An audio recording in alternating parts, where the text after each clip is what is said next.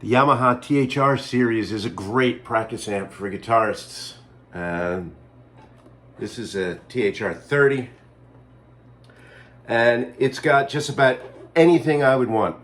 It's got full EQ, it's got modulation effects, it's got 24 different combinations of amp models. One thing it doesn't have is a looper pedal. And in order to hook up a looper pedal, we would need an effects loop, and it doesn't have an effects loop.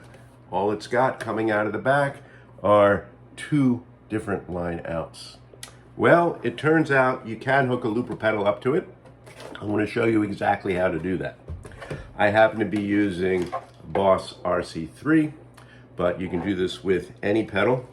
Start with a regular cable, 1/4-inch plugs on both ends.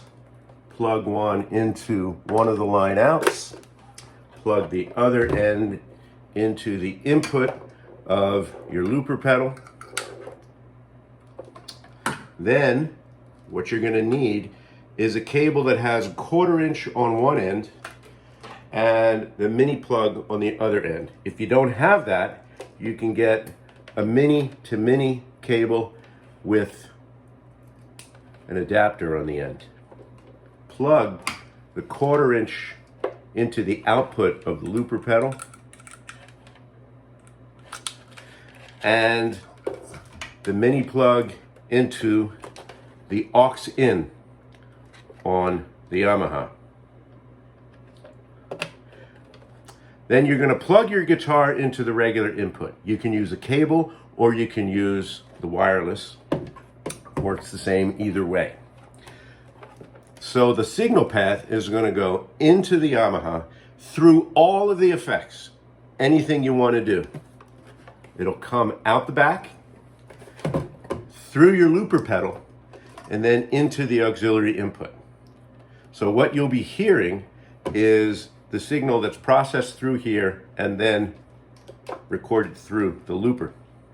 You can do anything you want with each loop that you lay down. If you're doing multi-layered loops, you can change the amp model each time. You can change any of the effects.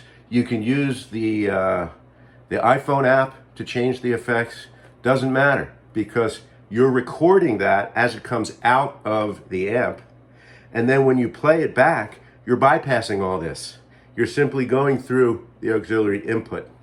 So what you probably want to do is turn the guitar output all the way down and the aux output up, the audio output. All right, that way all you're hearing through the speakers is the full signal that's going through your looper. All right, and you can, if the looper has its own output level, if it has rhythm, you can use that as well.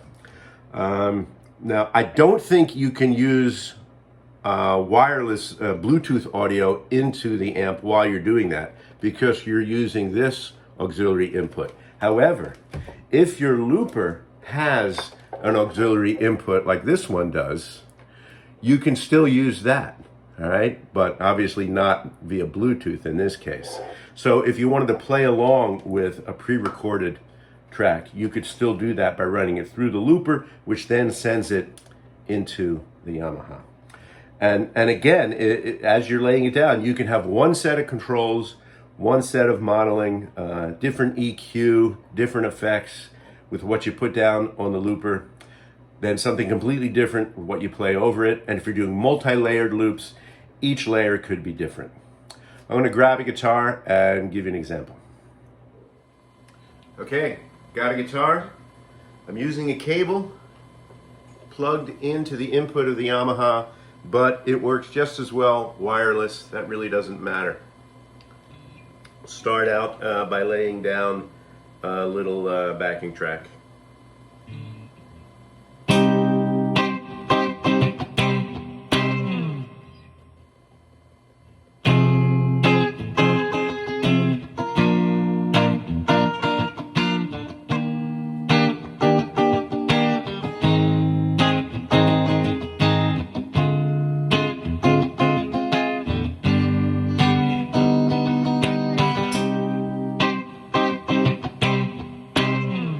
Okay. So there's the backing track, and when it comes around, I'm going to play over it.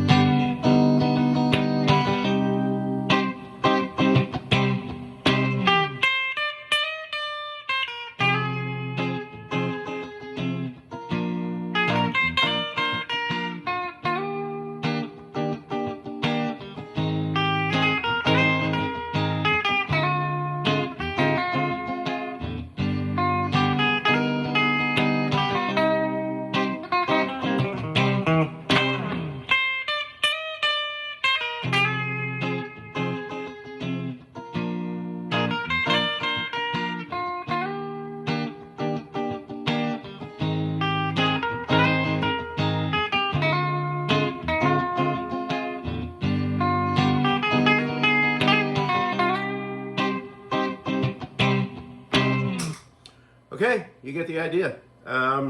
Could do it with multi-layers, as I said, but who knew? The Yamaha has an effects loop.